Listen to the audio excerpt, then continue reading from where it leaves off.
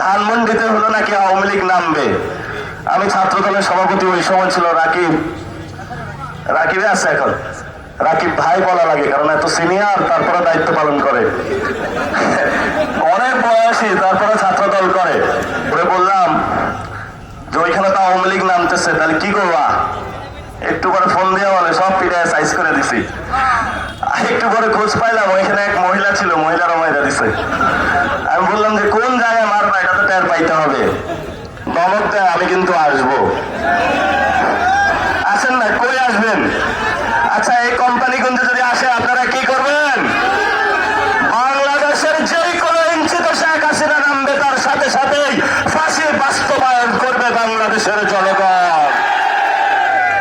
এই ক্ষেত্রে আবার এই জামাত, বিএনপি, এনসিপি ঐক্যবদ্ধ।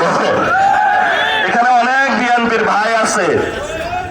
আমরা যখন 5 আগস্টের সময় কাজ করি, AKS অর্জন করলো গিনেস ওয়ার্ল্ড রেকর্ডস।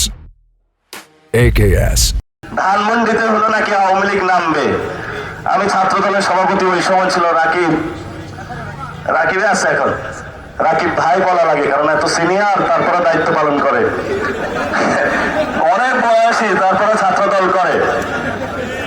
হ্যাঁ, মুরব্বী দল, কিন্তু চোখ তুলতে স্টাফ তারা। একটা ইন্টারপোলের ছেলে তার চোখ তুলে ফেলছে।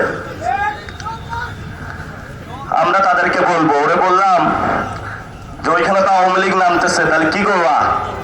একটু পরে ফোন দিয়ে বলে সব পিঠায় সাইজ করে দিছি। একটু পরে খোঁজ পাইলাম ওইখানে এক মহিলা ছিল, মহিলারও মাইরা দিছে। আমি বললাম যে কোন জায়গায় মারবা, এটা তো টের পাইতে হবে। তারা আন্দোলনে ছিল, এটা অস্বীকার করার কোনো জো নাই।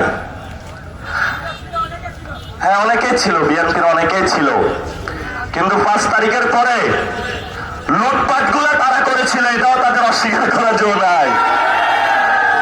যেখানে যাই সিএনজি স্ট্যান্ড দখল কে করেছে? বিএনপি। বাস স্ট্যান্ড দখল বিএনপি। বাজারঘাট দখল বিএনপি। রাখছেনটা কি বাংলাদেশে? যা রাখছি ওইটা এখনো বাকি আছে স্কুল কমিটি আর মসজিদ কমিটি, আগামী 1 বছর পর হয়ে এটাই সাইজ করে দিব। তো বলে মসজিদের কাজ কি? মসজিদের সমাজ কল্যাণ মন্ত্রণালয় থেকে টাকা আসে, ওটাও খাইয়া দিতে হবে। স্কুলের কমিটিতে কাজ কি? বাচ্চাদের জন্য ছোট ছোট বিস্কুট আছে, ওই টাকাও খাইয়া দিতে হবে।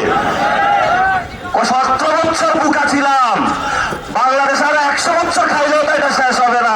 তোমার জন্য লালত, তুমি মানুষের সেই জনগণের যে টাকা সেটা মেরে দিয়েছ, তুমি বাংলাদেশি কোনো নাগরিক হইতে পারো না।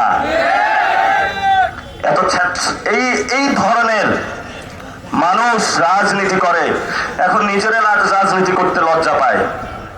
তাদের সাথে রাজনীতি করি, কথার ঠিক নাই, বার্তার ঠিক নাই। রাতে করে মাদকের ব্যবসা, দিনে করে চাঁদাবাজি। আমি এই জন্য কোনো আর টক শোতে যাইতে চাই না।